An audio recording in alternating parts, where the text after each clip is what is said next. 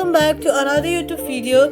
And in this video I'll be showing you guys how to fix Bank of America app not opening or crashing. First of all, restart the app. Swipe off from the bottom of your screen, find Bank of America and then swipe it away. Next, you're going to head over to your app store, search for Bank of America and then update your app. Updating your app ensures you have all the latest files and bug fixes. So make sure to update your app to the latest version. Next, after that, you're going to restart your iPhone.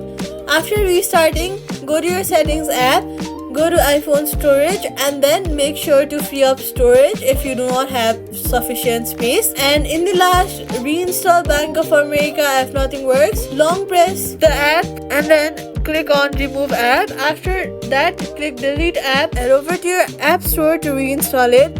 And then after reinstalling, open it and log in again.